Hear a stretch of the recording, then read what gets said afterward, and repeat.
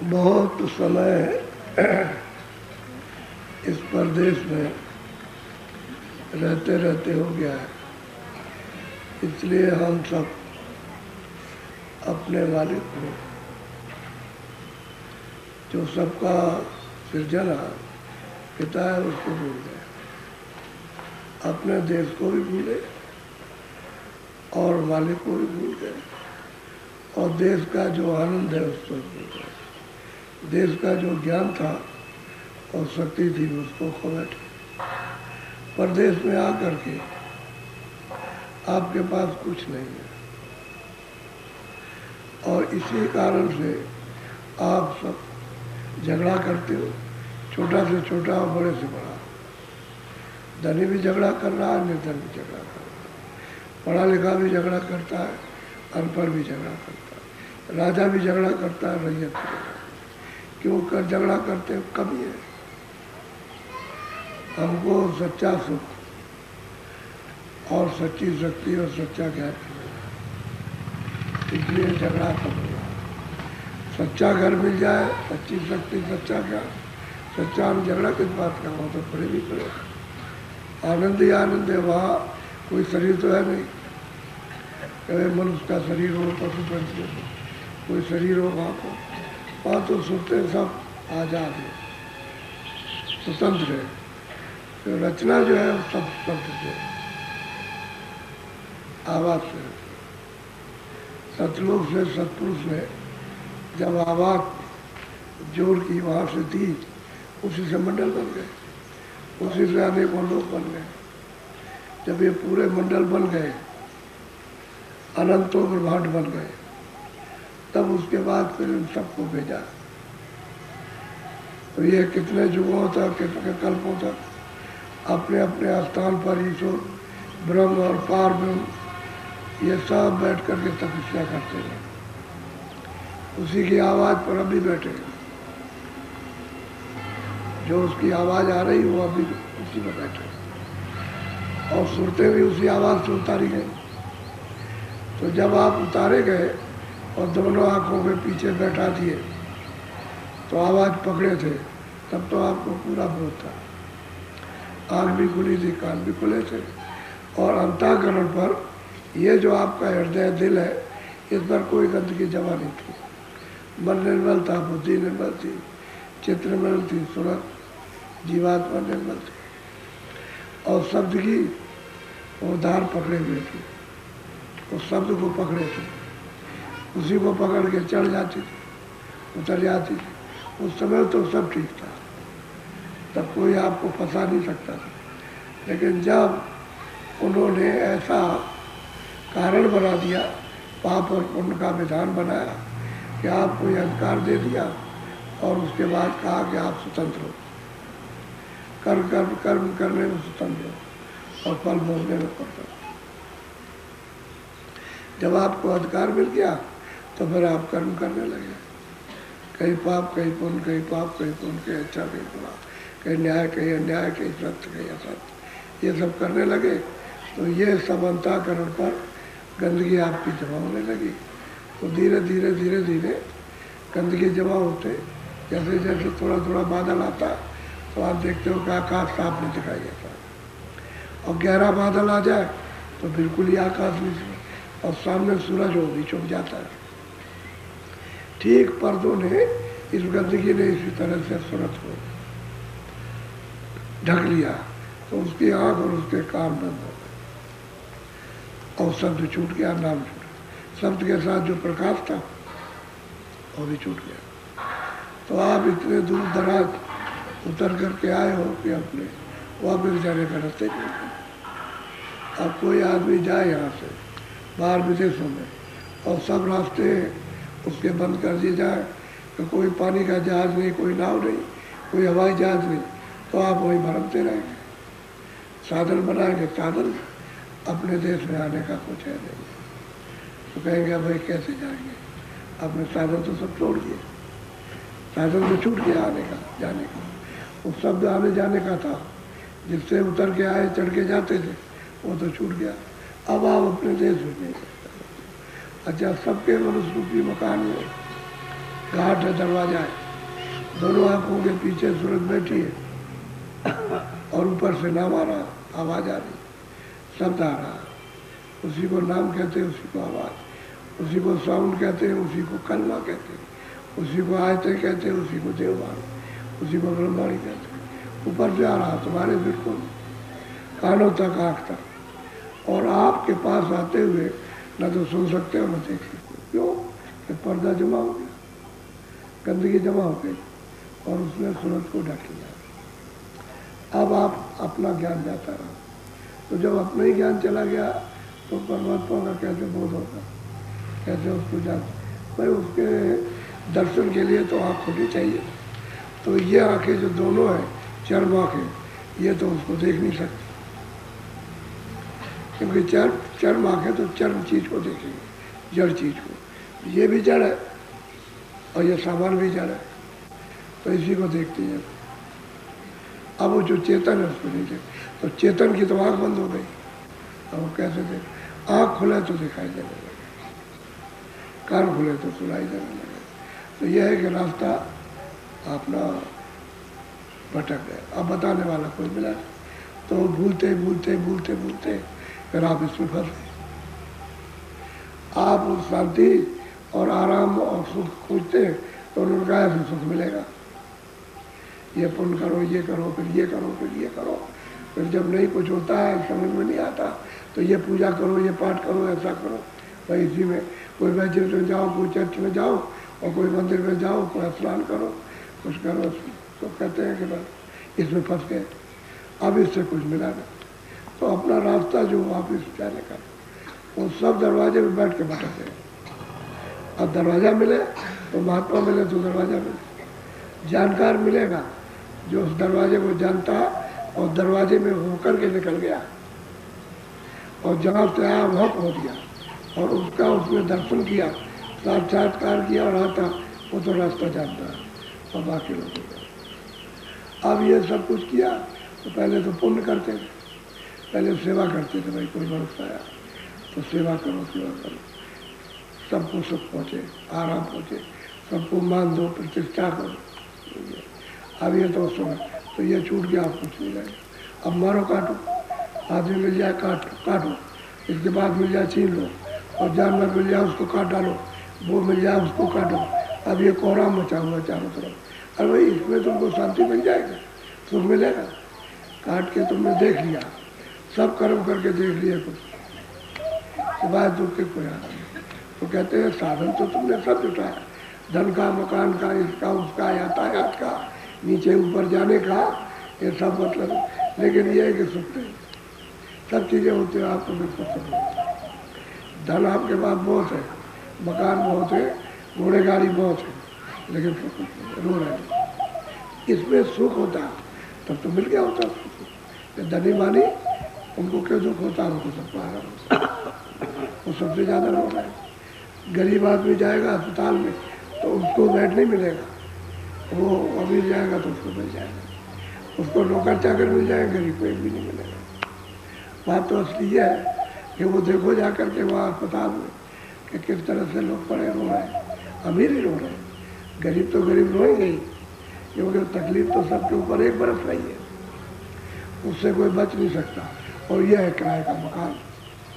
तो आपने इस मकान को कर दिया खराब, लेकिन जब उसने मकान दिया था तो आपसे प्रतिज्ञा की थी कि देखो हमारे मकान को तुम जैसा ले रहे हो मैं तुमको दे रहा हूँ, और सूरज को इसमें बैठाता हूँ, तो तुम ये हमको वचन दो कि हम मकान हमने शुद्ध लिया तो शुद्ध करके दे देंगे। ये तो आपसे उसने कॉल कर लिया, करा लिया, और आपने प्रतिज्ञा की है कि अब जैसे मकान लेते वैसे देते।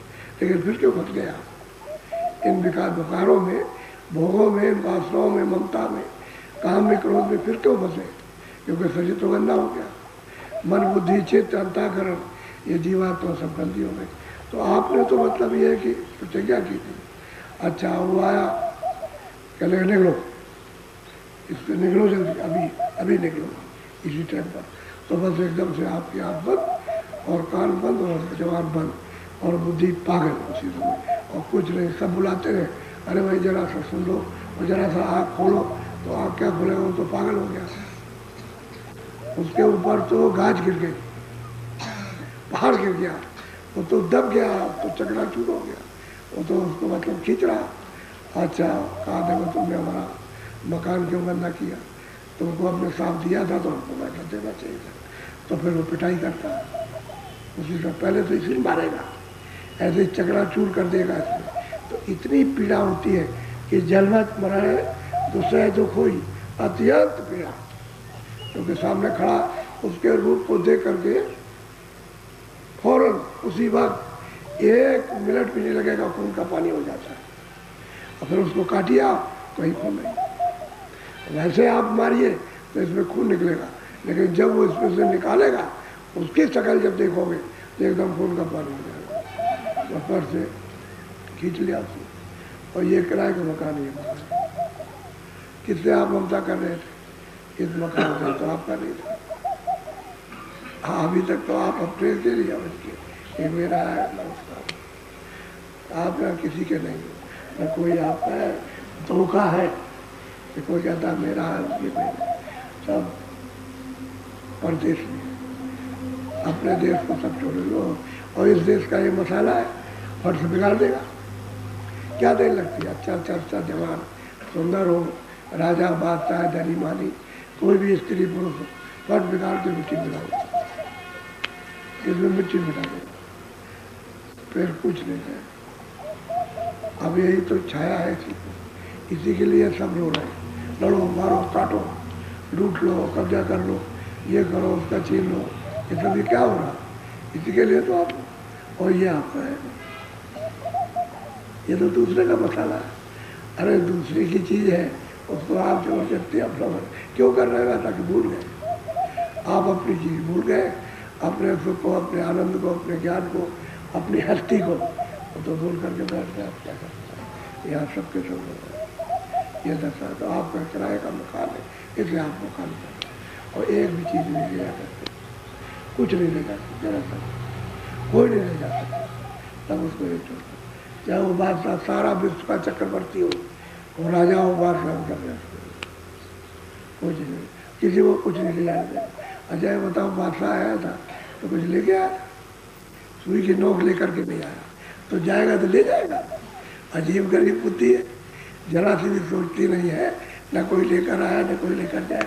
कोई बाल बच्चे लेके आया था, स्त्री पुरुष, तब ऐसे आया था। बस यहाँ आकर के फिर आपने अपने शरीर से उसका सब हिसाब किताब संबंध जोड़ा अपने व्यवस्था के लिए। ये व्यवस्था है, मृतलोक की व्यवस्था है, चंद्रोजा।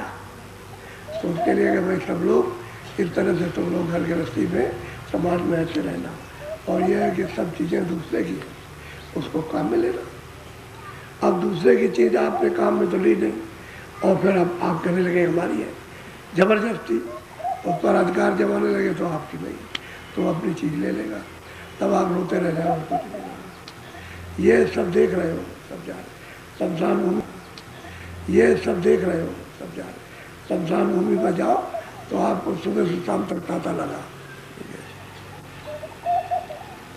सुबह से शाम तक तांता लगा हुआ। तो आप इसी को सोचो कि भाई वहाँ से कुछ था, कौन है भाई, बड़ा सेठ था, तो कुछ लेके जा रहा है, पूछना चाहिए ना, सोचना चाहिए। तो आपके सोच समझ में आए, और महात्मा यही बताते हैं कि भाई यहाँ तुम्हारा घर नहीं है, ना तुम रह सकते हो, परदेश में हमेशा निकाले जाओगे, ये परदेश है, काल का देश, ये मृत लोग है, यहाँ कोई अस्थाई नहीं रह सकता, क्यों, अस्थाई स्थान नहीं है, चढ़ामान स्थान है, पर्वत वो सब छाया है। इसके अंदर जो चेतन बंद है, उसी को जानने की जरूरत है कि वो कहाँ है। अगर उसको जान लिया तब तो आप जान लोगे, तब तो निकल जाओगे, उसको नहीं पहचानोगे। वो आँखों के पीछे बैठा, आँखों के पीछे शरीर के ऊपर बैठा, दरवाजे में बैठा हुआ, बस आप उस गंदगी को हटाओ तो बाहर निकल जाए, और गंदगी जमा रहेगी तो फंसा पड़ा होगा, फिर आप अपने आप को नहीं जान सकते। अब इसके लिए एक जानकार की जरूरत है, वो जानकार होगा सब।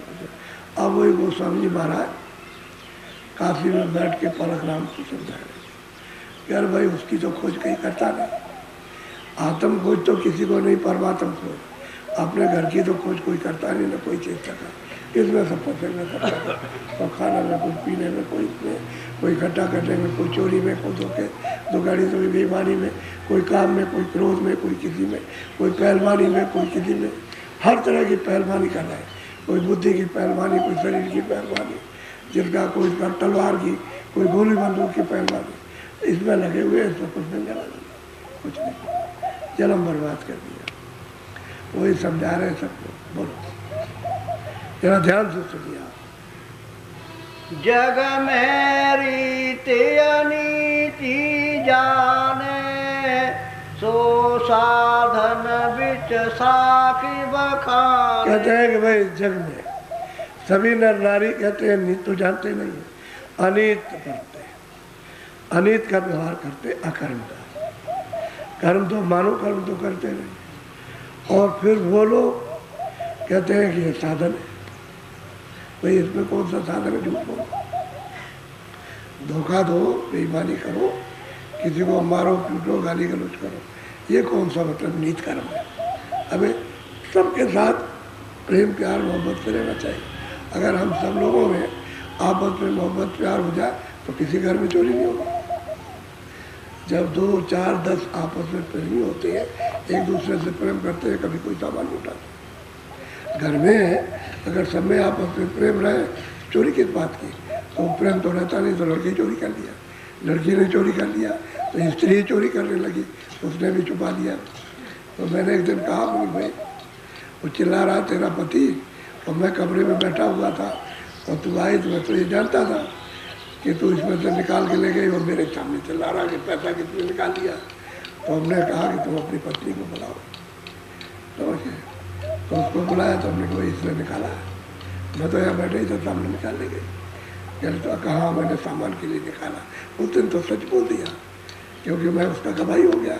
और वैसे फिर नहीं कहती क्या मैं नहीं जाता, वो निकाल ले गया। अब एक स्त्री अपने पति की चोरी करे तो बताओ प्रेम कहाँ रह गया?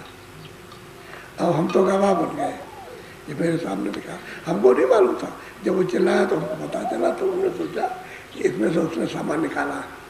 तो हमने कहा बुलाइए अपनी देवी को। बुलाया तो हमने कहा तूने पैसे निकाले, चिल्ला रहा, समझ गए। तो पहले तो जिद की, अरे सच्ची बात बता रहे, निकाल के तो ले गई है। तब उसने कहा क्या निकाले, तो इतनी बनावट की मैंने सामान के लिए निकाला, नहीं तो उसको बताती नहीं, उसको छुपा के। हालांकि काम उसी के आएगा, कोई दूसरे के काम नहीं आएगा। छुपा के एक पैसा सब्जी में से, इसमें से एक पैसा उसमें से बचा करके कि सब खर्च हो गया। तो जब कभी कोई बीमार होते हैं और आदमी के पास नहीं रहता है तो इसलिए ही करती है, और बाद में वही लगाती है उसमें से। लेकिन अब यह है कि उसने चोरी तो कर ली, ये तो भाव हो गया कि इनको पता न चले, और दूसरे किसी को कहेगा। तो प्रेम भाव तो है नहीं किसी में, किसी में भी नहीं है। लड़का जो है बाप काम कर रहा है, उसी में से चोरी कर रहा है, कहने का हमको नहीं मालूम, हम नहीं जानते, और निकाल लेता है।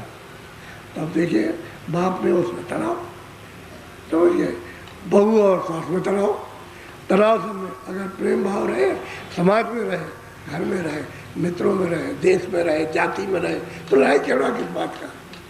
प्रेम से रहो, एक दूसरे से प्रेम करो। तो प्रेम तो है ही नहीं उसके पास, प्रेम नाम की तो कोई चीज़ ही नहीं है। वहाँ तो सोखता है, जो मनुष्य शरीर में जो प्रेम था वो भी सोख लिया। वो किसने? काम में, क्रोध में, लोभ में, मोह में, इन सब अहंकार इसमें सबने सोख लिया। अब वो प्रेम की झलक है नहीं। अब स्वार्थ की झलक चढ़े, स्वार्थ पूरा हो जाए, असल बात यह है, स्वार्थ तो फंस गया। प्रेम नाम की चीज़ तो कहते हैं कि अरे भाई आखिर में पलक राम, ये तो तुम बताओ कि भाई साधु इसी में फंसे पड़े हुए हैं, तो बताओ कि तुम भी अंधे और ये भी अंधे, तो रास्ता कौन बताएगा? इनको पार कौन करेगा? ये भी अंधे हो, तुम भी अंधे, कहाँ ले जाओगे? और ये तो अनित कर्म कर रहे हैं, नीत कर्म मनुष्य कर्म नहीं कर रहे हैं, ये पशु कर्म करते हैं। तो ये पार कैसे जा सकते? बोलो। यह विधि संत मुक्ति गोराई, मांस खाई भो पार। अभी बताओ, संतों की तो वाणियाँ हैं, उनकी तो किताबें, उन्होंने तो सच लिखा था, लेकिन अब कहते हैं कि भाई अब तुम मांस खाते हो, संत कहते हैं वही मुक्ति मिलती है। मुक्ति तो है, यानी स्वर्ग भी है, वैकुंठ भी है, लेकिन जीते जी। मरने के बाद तो आपने देखा ही नहीं। जब जीते जीते नहीं देखा तो बाद मरने के क्या देखोगे? और जीते जी जो देखता वो बताता कि भाई वो स्वर्ग है, वो वैकुंठ है, वो मुक्ति है। अब जो जिन लोगों ने देखा कि ये स्वर्ग है, वैकुंठ है, ये ईश्वर का ईश धाम है, ये ब्रह्म का धाम है, ये पार ब्रह्म का ये है मुक्ति, ये जो उन्होंने देखा उन्होंने बताया। तो किताबें तो सही लिखती हैं अपनी जगह कि जिन महापुरुषों ने देखा उन्होंने किताबें, और तुम बात करते हो। अब बताओ तुम ये अभक्षण करते हो, तुमको सुधार करना चाहिए जिससे मन बुद्धि चित्त है तुम्हारा निर्मल और पवित्र है, इंद्रिया पवित्र रहे, तो तुम आहार करते हो अशुद्ध है। तो बताओ इंद्रिया काबू में कैसे रहेगी? फिर मन बुद्धि चित्त कैसे काबू में रहेगा? फिर तो विकृत हो गया। अब तुम साधना कैसे करते हो? साधना तो बड़ी निर्मल है, उसका ध्यान और भजन तो बहुत ही सूक्ष्म और निर्मल है। जब इन चीज़ों को पवित्र करोगे तो बैठ जाएगा, तब निशाना बैठेगा तो कुछ कर सकते हो। तो महात्मा ने तो ठीक कहा था, लेकिन जो तुम किताब रखे हुए हो और कहते हो कि मैं नानकपंथी हूँ, तुम नानकपंथी हो। उन्होंने मना किया कि इन सब चीज़ों से कोसों दूर रहना, और तुम उसका वचन करते हो और लोगों को बताते हो। और तुमने कुछ देखा नहीं तो लोगों को कैसे किनारे पहुँचाओगे? उनको कैसे आप मुक्ति दोगे? कहते हैं सब अंधा मुझे चले। बोलो। ये सब भेखटे मन जानी, साकी शब्द बिच नाही बखान। कहते हैं भाई साकी शब्द तुम्हें तो कहीं बखान नहीं किया, ये तो इनका मनमुख मन इच्छा, जो उनकी इच्छा वो करने लगे अपने कर्म। अब इनको शिक्षा देने वाला था कोई, शिक्षा देने वाले लेने वाले तो चले गए। अब इस समय पर इस शोरगुल में नकार खाने में तूती की आवाज़ कहा, जहाँ सब एक्सीडेंट हो गया हो, जैसे अभी बात अभी ऐसे तमाम मर गए, तमाम चिल्ला रहे। अब वहाँ कोई नहीं रहे तो कौन किसकी सुनेगा? वही किसी ने कहा, अकबर बादशाह ने बीरबल से पूछा कि बीरबल ये बताओ कि अगर मेरी और आपकी दाढ़ी में आग लग जाए तो क्या करोगे? बीरबल की भी दाढ़ी थी, बादशाह ने भी रखाई दाढ़ी, वो भी। तो क्या करो? कहने लगे हजूर पहले तो मैं अपनी दाढ़ी बजाऊंगा। कहने लगे मेरी? कहने लगे मैं नहीं बजा सकता, मेरी दाढ़ी जल रही तो मैं अपनी बजाने में लगूंगा। क्या? आप अपनी बजाइए। आपकी दाढ़ी में आग लग गई तो आप अपनी बजाइए। तो कहने लगे कोई ना हो, कहने लगे जल जाए, हम भी जल जाएंगे, आप भी जल जाओगे। तो अपनी आग लगे तो अपनी अपनी दाढ़ी बजाओ। मुसीबत आए तो कौन किसको बचा सकता, कौन किसको था? अपनी अपनी मुसीबत में करा रहे, कोई किसी का नहीं करने वाला। अच्छा, ऐसे मौके पर जब कभी घटना होती है तो सब लोग फ़ायदा उठाते हैं, उसके सामान को उठा लेते और उठा करके उसको बस चोरी कर लेते और ले जाते हैं सामान को। अब बेचारे रोते रह जाते, कोई सुनने वाला नहीं उस मुसीबत। ये घटना होती। तो यही हाल है, यहाँ सब लगे हुए एक दूसरे को कि आँख बंद हो तो लूट लें। बिलाई क्या करती है कि भाई आँख बंद हो जाए तो दूध खा जाए, तो दूध पर दही पर हाथ डाल देती, फौरन खाती। आँख बंद हो जाए, ऐसे सबकी आँख बंद हो जाए। एक तो चोर था बहुत, तो चोरी करता था, तो उसको इनाम रखा सस्ती के ज़माने में 500 रुपये, कि जो भी चोर को पकड़ के देगा उसको 500 रुपये देगा। तो वो बड़े लगे रहे लोग। तो किसी ने अनजान ने, यानी जानता नहीं, चले ये जानता था कि ऐसा चोर है, तो कह लगे देखो वहाँ पर बैठा हुआ, तो उसको घेर करके पकड़ लिया कि तुम्हारा ये नाम है, तुम ये है। कह लेगा हाँ। तो एसपी के सामने पेश किया। तो एसपी ने कहा कि अच्छा ये बताओ तुम चोरी कैसे करते हो? अरे सजूर क्या बताया जाए? कह लगे कि देखो एक काम करो, हम तुमको माफ छोड़ देंगे, माफ़ कर देंगे।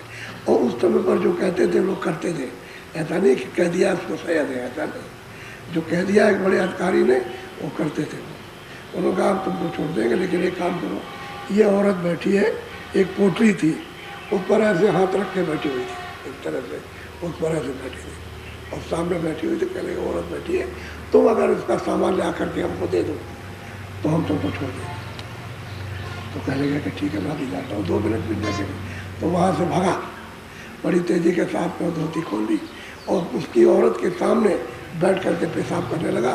तो घूम करके ऐसे बैठ गए, पोटली छोड़ दी उसने और वो पोटली करके वहाँ लेकर रख दिया। वो बैठी हुई है, पोटली चली गई, वो बैठी कहने लगा हजूर हम किसी को मारते घूमते नहीं हैं, हमारा इसी तरह का हमारे पास ऐसी बहुत सी करामात है, ऐसे करके हम ले आते, हम किसी को नहीं मारा, एक डंडा और थप्पड़ भी नहीं मारा, वो सामान ले आया। अब बताओ वो बैठी हुई अभी और चला गया साहब। अब बताओ जब पीछे घूमी तो चिल्ला रही के हमारा सामान कौन ले गया, तो क्या करेगा? यह है। अब इस धोखेधड़ी में सब लगे हुए कि भाई किसी का सामान मिल जाए। तो वो कहते हैं मलक राम, अरे तुम तो कहते थे मुक्ति, तुमने मुक्ति लिए, तुमको मिली मुक्ति। ये जो गाना गाते हो कि मतलब मुक्ति मिलेगी मुक्ति, तो इनको मुक्ति कौन देगा? बहुत प्यार से समझा रहे। और काशी में और बहुत से लोग बैठे सुन रहे हैं उनके प्रश्न का समाधान। और जो नानकपंथी थे उन्हीं के किताब का दृष्टांत देकर समझा रहे हैं।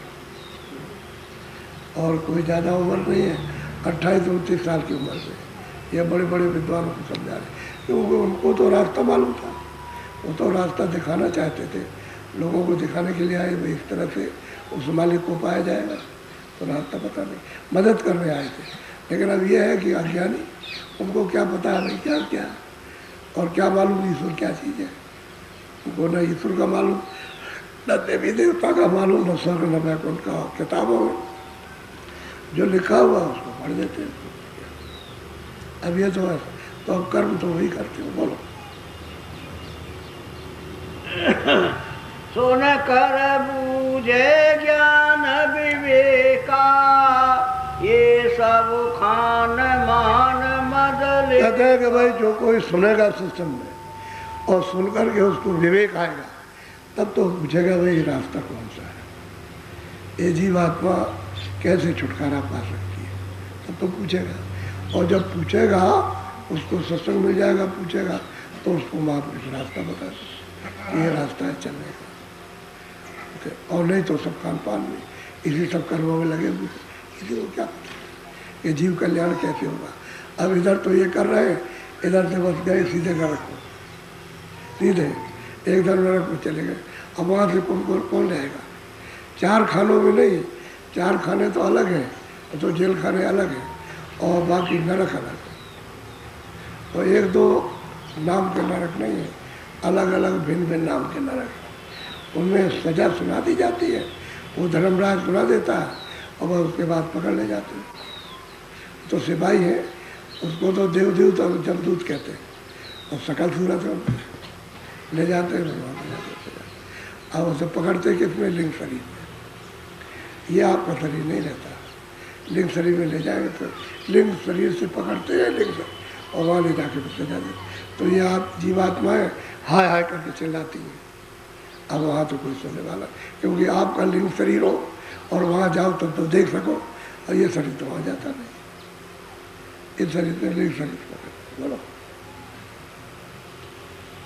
अपनी देखी करो न भाई, नहीं कोई आगे साखी लखाई। कहते हैं भाई आगे तुम अगर अपनी तुमने देखा है तो बात करो, तुमने नहीं देखा तो तुम्हारा क्या प्रमाण रहेगा? जिन्होंने देखा उन्होंने कहा तो प्रमाण है। अब तुम उसको पढ़ते हो, तुम कुछ देखते नहीं हो, तो आगे क्या प्रमाण दोगे? तुम्हारा कौन क्या प्रमाण देगा? और कहते हो मुक्ति मुक्ति मुक्ति मिलती है। मुक्ति तुमको नहीं मिली और तुम उन पर उस रास्ते पर नहीं चले तो औरों को क्या दे सको? बड़ा साफ महात्मा बिल्कुल सच्ची बात कर रहे हैं। आपको खरी खूंटी लगे वो तो अलग है, लेकिन थोड़ी देर के लिए। वो डॉक्टर है ना, जब देखता है कि बहुत बुखार हो गया, बहुत ख़राब है, हालत बहुत ख़राब है, तो कड़वी दवा देता है। दवा तो कड़वी नहीं है और रोग के कारण से कड़वी लगती है, तो कहता है कि नहीं खाई जाती है, ये दवा अच्छी नहीं लगती है। अरे खा लो तो किसी तरह पानी पी ले और घुट जा अंदर तो फ़ायदा करेगी। तो बड़ी मुश्किल से, लेकिन डॉक्टर को बहुत बुरा भला कहता है कि ये डॉक्टर अच्छा नहीं, तो क्या चीनी पिला दी जाए? तो रोग के कारण कड़वी दवा। अब वही बात है, महात्माओं के वचन जो है उसके रोग के कारण उनको खराब लगते हैं, और रोग चला जाए तो वचन मीठे, सबसे मीठे उनके वचन है, उससे मीठा कोई वचन नहीं। लेकिन अब क्या किया जाए? तो ठीक यही हालत है कि भाई अपनी देखी बात करो, तुमने उसमें क्या पाया? नानक पंथी हुए, क्या तुमको मिला, किसने तुमको दे दिया, तुम्हारा गुरु कौन सा, उसने क्या दिया, और तुम इतने को बना के बैठाए हुए हो तो इनको क्या दोगे। बहुत प्रेम से प्रश्न का उत्तर दे रहे। बोलो। संत दयाल दया निधि गावे, दयाहीन नहीं साधक। कहते हैं कि भाई संतों ने तो ये कहा है कि भाई वो तो दया की निधि है, लेकिन साधु को जिसमें दया होनी चाहिए थी, और आप दया से दूर, दया का नाम निशान नहीं। तो आप कसाई का काम करते हो, कराते हो, तो आपको साधु कौन कहेगा। और जब दया नहीं आपके पास में और जीवों पर दया नहीं करते हो, तो आप जीवों को पार कैसे कर सकते हो। ये तो बात हंसी खेल की हो गई। बच्चे जैसे खेल खेलते हैं और जाते हैं बालू में तो मकान बनाते हैं, बालू इकट्ठी करके उसमें खिड़की बनाएंगे, दरवाज़ा बनाएंगे, ऐसे बना के, और बस उधर से पानी आया और बस जो बूंदे गिरी तो बालू बैठ गए, तो रोते हुए चल देते हैं। ठीक यही हालत है कि हम ये सब काम कर रहे हैं और अभी समय पूरा हुआ, सांसों की पूंजी खत्म हुई, बस अब रोते हुए चल देंगे, फिर हमारी सुनने वाला सुन ले। अरे मनुष्य जीवन में ये जो जवानी का जोश है, इसी में कुछ कर लो। बुढ़ापे में और बचपन में आप कुछ नहीं कर सकते। बचपन में यूँ चला गया तो बच्चापन यूँ ही गया, और फिर डांट फटकार पढ़ने लिखने में या न पढ़ने लिखने में उसमें पड़ी, और जब जवानी आई तो फिर एक ढोला दादी का ढोला कहते हैं। गाय जो होती है वो जंगल में दूसरों के खेत में भाग के गिरती है और चढ़ती है, खेत खा जाती है, तो उसको क्या करता है वाला, तो उसमें एक लकड़ी बांध देता गले में लंबी, और पैर में खट खट खट कर लगती है, तो उसकी वजह से भाग के जाती नहीं। फिर वो डंडा पटकेगा, जब उधर मुँह करेगी तो डंडा पटकेगा, तो समझेगा कि मैं भाग नहीं सकती हूँ और अभी आएगा तो मुझको मारेगा, तो उधर नहीं जाती। तो ऐसे ही है कि जितने बदमाश होते हैं जवानी के उसमें, तो डोला डाल दिया जाता है, शादी कर दी जाती है, ले डोला, और सामने डट के मुकालबा होता है सामने, अब भाग नहीं सकता, अब रोता हो चिल्लाता है, तो धन का सुमरन धन की जपनी। तो क्या धन मिला तो मतलब है कि उसको कुछ आनंद आया, और अन्न मिलते का पड़ा दुख का बंदा। अब धन नहीं मिला तो भागता फिरता, और उसको रोज कटोटते, यहाँ घर में बैठे क्या करोगे, क्या करते हो घर में बैठ के, कुछ कमा के ले आओ, जो हमारा भी खर्चा चले तुम्हारा। अब बेचारा देर पतेर बाहर घूमता है, कहीं नौकरी ढूंढता फिरता, कहीं नहीं मिलती, फिर धक्के खाता करके फिर उसको वो ढुल्ला लग गया, पड़ा हुआ, अब भाग नहीं सकता, अब भाग नहीं सकता, और जा रहा फिर आ रहा, फिर जा रहा, रो रहा चिल्ला रहा, कोई सुनने वाला। दशा तो ये हो रही है। कोई कहता है कमाने अमेरिका जाएंगे, बाल बच्चे यहाँ अमेरिका चले, कोई कुछ कहता है, कोई कहता है अरब देश में जाएंगे पैसे कमाने। अब किस लिए कि धन का सुमरन धन की जप्ती, बस इसमें लगे, और धन न मिला तो बस वहाँ भी दुख है, यहाँ भी दुख, इसमें पड़े हुए, तो खान पान में सब फंस गए इसमें, अपने जीव फिक्र में, जीव चिंता में कोई नहीं, तो खान पान में। बोलो। जीव मार जो करे बेहाला, वाको वोई भया जमकाला। कहते भाई जीवों को मार करके, पशु पंछियों को मार करके, आदमी किसी को मार, कहते हैं उनको बेहाल कर देते हैं, काल उन्हीं के लिए। भाई तो कर्मों की सख्त सजा है, सख्त कठोर दंड है कर्मों का, तो कहते हैं वो उसके लिए काल बन गया। अच्छा सत्कर्म करो तो फिर काल नहीं बनेगा, सत्कर्म का आपको फल मिल जाएगा। सत्कर्म का कुछ ऐसे कर्म होते हैं जो उसका फल पशु योनि में मिलता है, योनि तो पशु मिल गई, लेकिन यह है कि तुमको आराम से, यानी कोई मेहनत नहीं करनी, आराम से खाना मिलता रहेगा, चारा पानी जो कुछ भी होगा, दाना होगा, मिलता रहेगा। अब वो सत्कर्म वहाँ भी उनके लिए फायदेमंद। एक बैठ के खाता है, चार भाई कुत्ते हैं ना, कुर्सी में बैठे रहते हैं, तो बैठे घर में बैठे रहते हैं, अच्छे अच्छे महलों में रहते हैं, वहाँ एक बेचारे गरीब को नसीब नहीं महल देखना, रहने की बात तो अलग है, उसको नसीब ही नहीं रहता है, क्योंकि उस पर बैठे और कुत्तों को आराम रहता है, खाने पीने के लिए सब। तो अब यह है कि योनि तो कुत्ते की है, लेकिन भोग उनका जो पुण्य था उसको दे दिया। ऐसे योनियों में, सब योनियों में ऐसे ही है कि उसको दे देते, लेकिन जो हिंसा करते हैं उनको सीधा पकड़ के नरकों में ले जाते हैं। बोलो। ये जीवहान करे जो कोई, जिन ये की न नरक गए सो। कहते हैं भाई उन्होंने न स्वर्ग देखा न नरक देखा, और जीवों की हानि करते। सही बात तो यह है कि जिस शरीर को उसने बनाया उसको आपको मिटने का अधिकार नहीं है। उसकी बनाई हुई चीज आप मिटे, आपने अपने बनाई उसको बिगाड़ दो, लेकिन जिसको बना नहीं सकते उसका आपका अधिकार नहीं है। अनाधिकार चेष्टा करते हो कि चलो हम मतलब ये है कि इसको बिगाड़ दें, तो आखिर में तो तुम्हारी दशा क्या होगी, तुम किस तरह से बिगाड़े जाओगे। ये तो बेचारा इन्होंने तो देखा न नरक देखा न स्वर्ग देखा, न इन्होंने मुक्ति देखी है, और बात करते हैं नरक स्वर्ग की। और जो ऐसी हिंसा करते हैं उनसे भी कहते हैं तुम मुक्ति में चले जाओगे, तुमको स्वर्ग मिल जाए। वहाँ स्वर्ग की हवा भी नहीं है, और जम पकड़ के ले गया और पहुँचा दिया जाकर। और वहाँ त्रास देते हैं, बात बात की त्रास। वो तो मैं सत्संग के दौरान में आपको समझाऊंगा, वैसे तो मैं आपको यूँ ही समझा दूंगा, लेकिन अगर प्रमाण चाहोगे तो प्रमाण देकर समझा देंगे। ये देख लीजिए, बोलो। या मैं कोई लाख बुझवावे, नरक बास आशा तन। कहते हैं इसमें कोई भी कुछ कहे कि भाई ये हो जाएगा, वो कुछ नहीं, तो सीधा नरक का लाख कहे, क्योंकि किसी को पता तो है नहीं कि किधर से बचाव होगा। अरे उसका बचाव भी तो करना चाहिए था, तो सीधा जाता कोई। किसी के कहने सुनने की बात हो कुछ नहीं, वह तो कर्मों का लेखा जोखा है, हिसाब है। तुमने कितनों की हिंसा दी, कितनों को धोखा दिया, कितनों को ये किया है, झूठ कितना बोले, तुमने जीवों को कैसे कैसे सताया और कैसे कैसे रुलाया, वो तो वहाँ वो सब हिसाब किताब सब पूरा नक्शा आपका, बिल्कुल पूरी फाइल एकदम, जितना जीवन आपका है। और जब से कर्म लगे, 5 वर्ष की अवस्था से कर्म करना शुरू करो, पहले नहीं लगेगा कुछ भी, पहले कोई कर्म नहीं लगेगा, बस 5 वर्ष की अवस्था से बस कर्म लगना शुरू था। वो पूरा नक्शा है, जैसे जाओगे नक्शा सामने रखा, आपसे पूछा जाएगा देखो ये तुमने मृतलोक में ये किया, तो बताओ फिर आप क्या जवाब दोगे।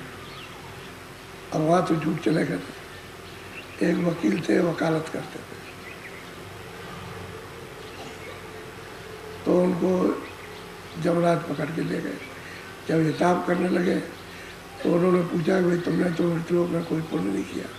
कहने लगे हमने पुण्य नहीं किया तो हमको सोच तो लेने दीजिए। तो सोचते रहे, तो उन्होंने कहा हमने उस लड़की का कन्यादान का वो कहाँ लिखा हुआ है। कहने लगे वो तो नहीं लिखा, हालांकि वो लिखने वाली चीज़ नहीं है, वो तो कोई पुण्य नहीं हुआ, वो तो उसका कर्तव्य काम करता, उसका अपना बच्चा है, उसका काम कर रहा। कहने लगे ऐसे तो आपने हमारे बहुत से नहीं लिखे होंगे जो हमने पुण्य किए होंगे, बहुत नहीं लिखा होगा जब आपने वो पुण्य हमारा नहीं लिखा।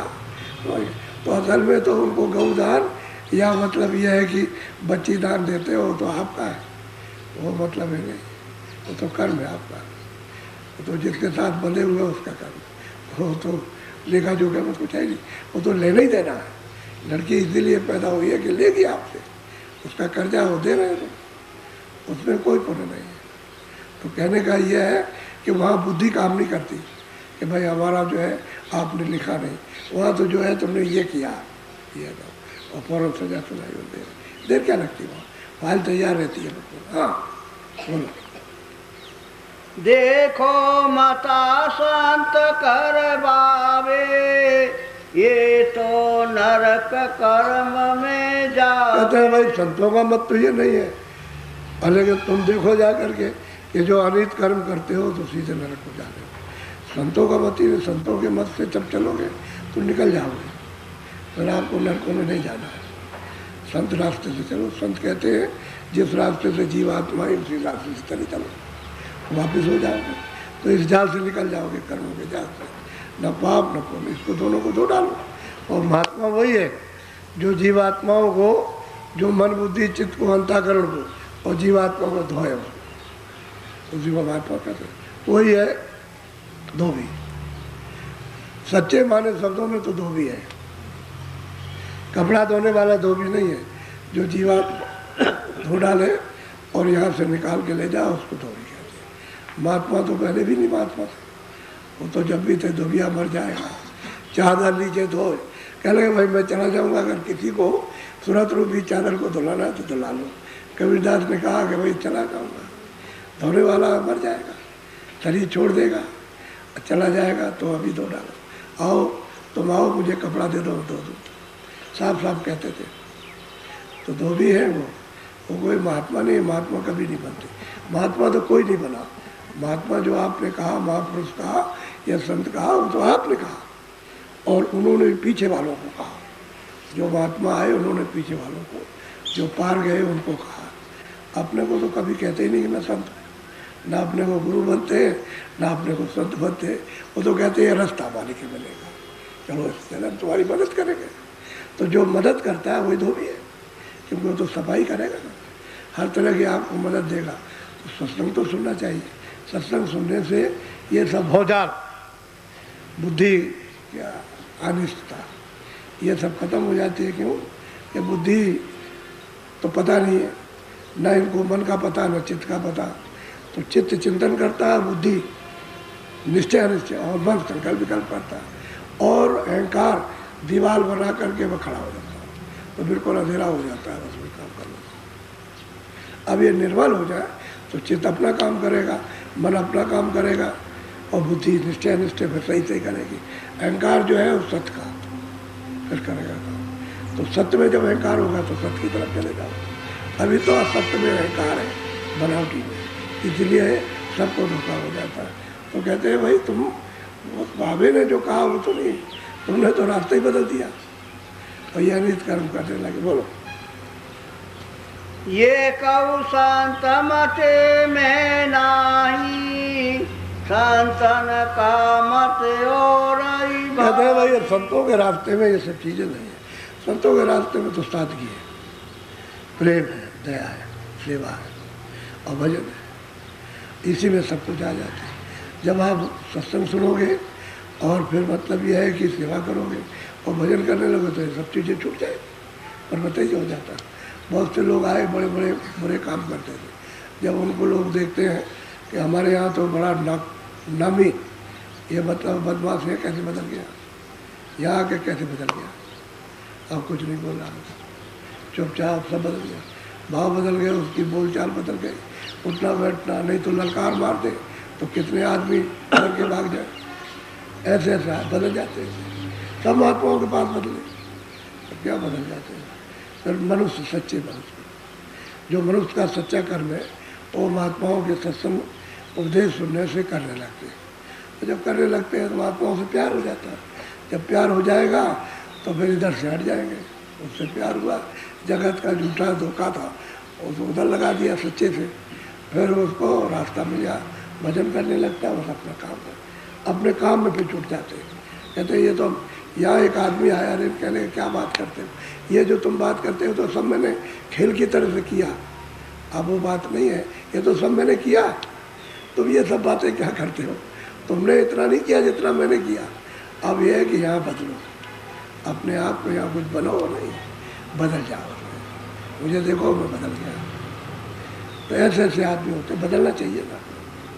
तो कहते हैं भाई संतों के रास्ते में तो ये सब ठीक है, हिंसा है, धोखा है, बेईमानी है, लूटपाट है, मार है, ये तो है नहीं। संतों के रास्ते में तो दीनता और दया और सद्भाव, सेवा, सदाचार, बस बोलो। पलक राम बूझो मन माही, संत मते की ओर। और कहते हैं अरे पलक राम तुम कम से कम इस पर विचार करो, संत मता तो अलग है, इसमें नहीं है जो कर रहे हो और करा रहे हो, उसमें संत मत छू करके भी नहीं, संत मत का रास्ता ही अलग। अब जब तक आप सुनोगे तब तक क्या पता चलेगा कि भाई बाबा जी क्या सुनाते हैं, ऐसे तो मालूम नहीं हो। लेकिन जब सुनने लगोगे तो फिर सबसे अरुचि हो जाएगी, अरुचि अभाव हो जाएगा क्योंकि ये चीज़ें तो आपको सुनने को मिली नहीं। सुनना भी है फिर उसका करना भी है, यतन भी करना। ना आपने भजन किया, ना ये किया, ना कुछ नहीं। अब उधर से हटोगे तो भजन करो, वो तो एक आधार मिलना चाहिए, उसका सच्चा आधार, सच्चा रास्ता।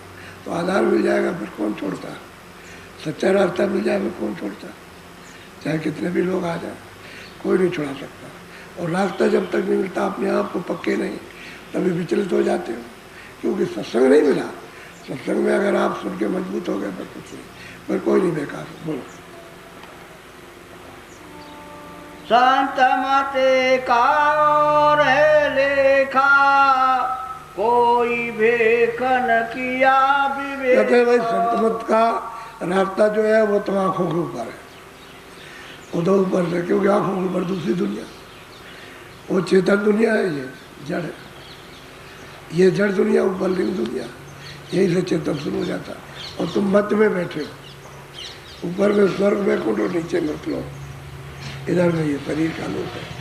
ये शरीर का लोक यानी ये पर्दे का लोक, ये जड़ लोक, बीच में सूरत बैठी है और आवरण से रुकी हुई है, न उधर जा सकती है ना, आवरण उसमें पड़ गया। और जो छनके आ रही है सर्दी, उसी की वजह से टिकाव है उसका, कि ऊपर में शब्द आ रहा, उसमें अमृत उतर रहा उसमें, और उसकी सर्दी से सूरत टिकी हुई। अगर वो आधार बंद हो जाए तो सूरत एक सेकंड भी शरीर में नहीं रह सकती, फौरन मतलब है फोड़ देगी, तो निकल जाएगी आप। तो शब्द तो आ रहा, नाम तो आ रहा, आवाज़ तो आ रही है, लेकिन अब ये उसको बोध नहीं है। तो कहते हैं संत मत का रास्ता हो रही है, और तुमने ये जगत का रास्ता चला रखा है, तो इसमें तो कहीं नहीं है। पूरब पश्चिम में कहीं जाओगे तो यहाँ कहीं स्वर्ग वैकुंठ मिलेगा? ये तो मुक्ति का रास्ता है, घर जाने का रास्ता नहीं है। ये तो भूल भरम है, उसमें फंसे हुए। बोलो।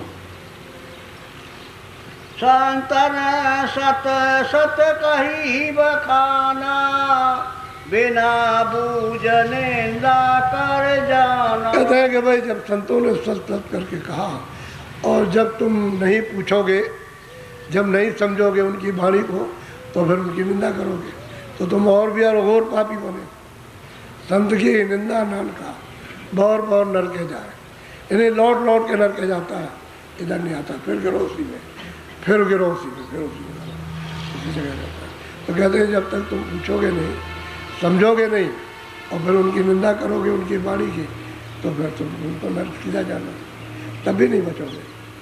इसलिए समझ बूझ करके रहना चाहिए। आदमी को अपनी तरफ देखना है कि मैं क्या हूँ, मैं क्या कर रहा हूँ, इसी पर विचार करना। मैं मनुष्य का काम करता हूँ कि नहीं करता हूँ, कि मैं पशु हूँ, मेरी बुद्धि मनुष्य बुद्धि है कि दया की बुद्धि, क्या मतलब क्रूर बुद्धि, राक्षसी बुद्धि है। तो ये अपनी तरफ सोचना चाहिए। तो सोचते सोचते सोचते सोचते उस रास्ता मिल जाएगा। तो बुद्धि से जब सोचने लगेगा तब तो फिर उसका निराकरण हो जाएगा। अब बुद्धि से कुछ नहीं सोचता, जो सोचने की चीज़ है वो तो बुद्धि है।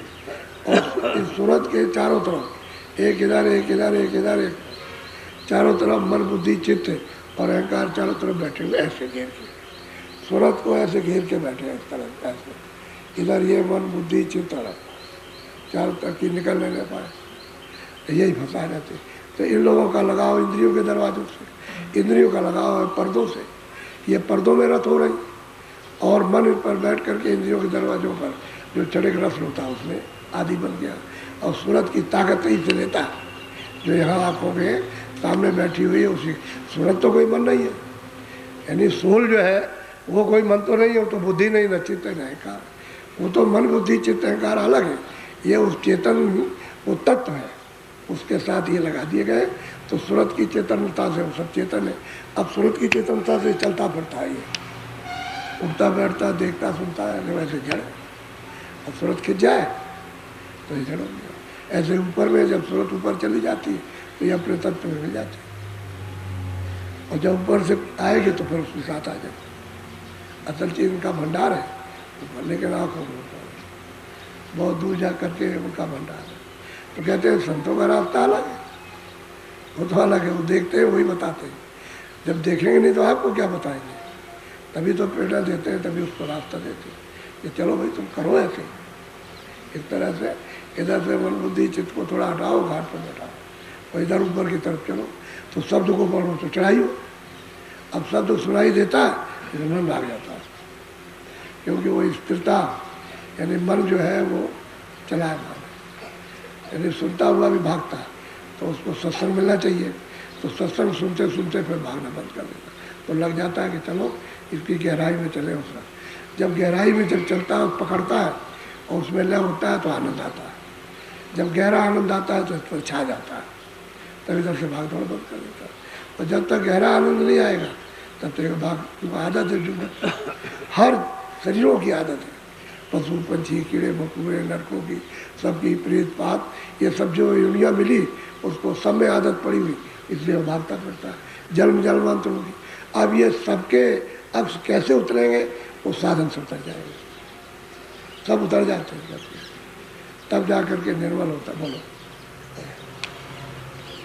या से भाव भेद नहीं पावे बिना भेद निंदक ठहरे। कहते हैं कि भाई जब संतों का सच्चा रास्ता नहीं मिला, तुमने पूछा नहीं, उनके पास गए नहीं, थोड़ा बहुत सुनते कुछ प्रेम हो जाता तो सच्चा रास्ता मिल जाता। इसलिए तुमने रास्ते को नहीं पाया तो भाव नहीं बना तुम्हारा, श्रद्धा नहीं हुई उनके प्रति।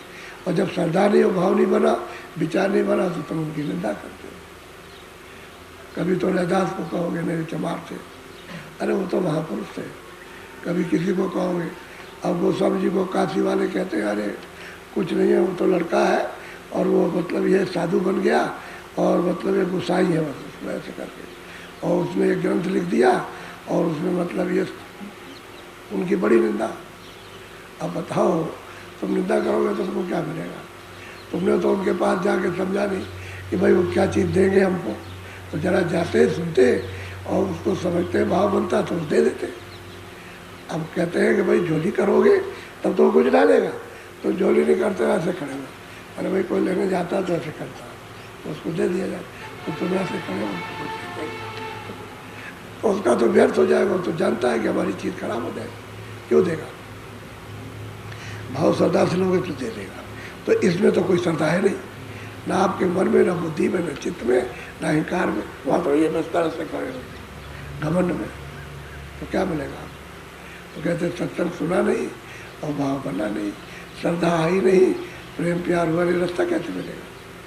रास्ता तो तब दिया जाता है। अब जो इनके पास पहुँच गए, ऐसे जो इनको मारने गए थे, वो जब पहुँच गए तो फिर जब सुना और बैठ के और रोज चस्का पड़ गया, रोज आते रोज जाते रोज आते। फिर जब चिल्लाने लगे कि हमको दीजिए हमको दीजिए, बस मतलब उन्होंने रास्ता बताया भजन का, रोज आना रोज जाना, रोज आना रोज जाना। और फिर देखो उनको ऐसे लोगों को जब उन्होंने पार कर दिया, पार पहुंचा दिया, तो फिर औरों की बात तो क्या? अरे जीवों का निर्मल है तो क्या नहीं कर सकते? इस गंदगी में फंसा हुआ, इसको कैसे निकालते हैं? अब यही सब माफ़ी मांगते हैं कि हमने ऐसा किया और ऐसा किया था और आपने और दया की, कुछ नहीं सोचा, कुछ विचार नहीं किया। तो यही बात है कि महात्मा वो दयालु होते हैं, जो मालिक को प्राप्त करते हैं वो तो दया के साधन है, दया के खजाना है, उनके पास तो भंडार है। बोलो जो कछु सूरत पंथ मति रीति बावे वचन बाकी पर। कहते हैं कि बावे ने तो ये वचन कहा कि सूरत का और शब्द का ये रास्ता है। शब्द को पकड़ो, जहाँ से शब्द आ रहा है उसको पकड़ो, आँखों के ऊपर आ रहा उस शब्द को, नाम को पकड़ लो, तो जहाँ से शब्द निकल रहा हो पहुँच जाओ। इसको पकड़ो तो कहते हैं नाम ही उसको कहते हैं जिसमें शब्द निकल रहा, और नाम उसको कहते हैं जहाँ तक आ रहा। तो जब नाम को आप पकड़ोगे, उसमें लोगे, तो उसी के पास पहुँचोगे जहाँ से निकल रहा नाम, शब्द निकल रहा, तो उसका साक्षात्कार हो जाएगा, दर्शन होगा उसका, ईश्वर का दर्शन उसके परे, ब्रह्म का दर्शन उसके परे, पारब्रह्म का उसके परे, महाकाल पुरुष का दर्शन होगा शब्द को। और फिर उसके बाद जब शब्द को पकड़ोगे तो सत्पुरुष, अपना देश अपना धाम, जो अखंड है अविचल है, वो मिले, तो दर्शन होता सबका, बातचीत होती है। अरे तुम्हारा तो रूप कुछ भी नहीं है, वो तो इतना सुंदर और इतना प्रकाशमान है कि सूरज में क्या है, इसकी तो एक किरण भी कुछ नहीं है, पूरा सूरज कुछ नहीं, उसकी लाखों किरणों पर कहते हैं कि कुर्बान कुछ नहीं। ये सूरज क्या चीज़, चांद क्या, सितारे क्या, तो ऐसा प्रकाश है उसका। तो कहते हैं उधर चलो, तो संतों ने सूरज शब्द का रास्ता बताया घर में जाने का। उन्होंने कहा भाई अंतर्मुख होकर चलो, ऊपर अंतर दृष्टि से, अंतर के कानों से, ये बाहर के कान और ये बाहर की आँखें, तो इधर के कानों से, इधर की आँखों से इधर जाओगे, इधर देखो इधर सुनो, और अंदर में तुम्हारे जो तीसरी आँख है, तीसरा नेत्र है, और कान है, तुम उधर चलो तो उधर से जाओ, तो अंतर सृष्टि में जाओ। वो दिव्य सृष्टि है, ये जड़ सृष्टि है और चेतन सृष्टि। तो चेतन से चेतन का जब लगाव करोगे तब मिल जाएगा। चेतन से चेतन को याद करोगे तो चेतन मिलेगा, और जड़ से जड़ को याद करोगे तो जड़ में जाओगे। तो आप क्या याद कर रहे हो? जड़ को, कि भाई जल हमको तार देगा, हमको पत्थर तार देगा, हमको हवा तार देगी, तो उसी में जड़ मिल जाएगा। अब आशा तो आपकी यहाँ है, तो मतलब ये झूठी आशा लगाई, तो उसमें गड्ढे में चले जाओगे। और चेतन की आशा चेतन में लगाओगे तो चेतन प्राप्त हो जाएगा। वो तो जीते जी प्राप्त होगा, करो तो कम से कम। अब इसमें बहुत बैठे सुनते हैं, ले हो जाओ उसी शब्द में, उसी आवाज़ में ले हो, और ले हो करके देखो खिंचाई होती कि नहीं। तो जब खींचते हो तो डर लगता कुछ देखने को मिला तो कभी देखा नहीं, देखने को मिला तो डर गए, एकदम डरने के बाद। अरे मर रही तो है, तुम ये समझ करके कि मेरी मौत होनी है, तो जीते जी मर जाओ। मरने के बाद तो मरोगे ही, मरने के वक्त में, नहीं तो जीते जी मृतक हो जाओ। सूरज जब सबको पकड़ेगी तो अलग हो जाएगी, इस तरीके से ढांचे से, इस खोल से अलग हो जाएगी। तो जब उधर चलो तो एक ही दो बार डर मालूम होता है, लेकिन जब ऊपर और चढ़ चलोगे तो फिर डर नहीं होता। फिर तो उधर प्रेम का वर्षा हो रही है, प्यार का। बस पहली बार झटका है, बस एक झटका अगर बर्दाश्त किया ना, चल पड़ोगे आप। पहले डर गए तो लोग साधन छोड़ देते, भजन छोड़ देते, कहते हैं हमसे नहीं होता, हमको डर लगता है। बहुत सी स्त्रियाँ कहती हैं कि हमको डर लगता। क्यों ऐसा होता है? कि सत्संग नहीं मिला उनको। एक दो बार मिल गया, कभी साल में एक दिन मिल गया, और कभी 1 घंटे मिल गया, चले गए। उसके बाद में वो करते रहे तो उनको होने लगा तो डर लगता है। अब सत्संग मिल जाए तो उनको मजबूती आ जाए कि डरने का क्या काम है, उधर डरना क्या, उधर क्या मर जाओगे, अरे ऊपर जाओगे फिर आ जाओगे। वो तो जब तक श्वासों की पूंजी है तब तक इधर से नहीं जा सकते हो, जाओ चढ़ जाओ फिर उतर जाओ। वो तो श्वासों की पूंजी उसका लगाओ, उसका तार लगा हुआ, तो यहाँ ढुक ढुक चलता रहेगा। तो जिसका तो यहाँ चलता रहेगा बराबर हवा की तरह से, और यहाँ पड़ा रहेगा, रुके रहेगा। तो श्वासों का खजाना तो ऊपर है, ऊपर से श्वासें आ रही, उसी शब्द के द्वारा श्वासें उतर रही नाम के द्वारा, और फिर पर्दों में छन करके आती है। जब आने लगती है तब थोड़ा सा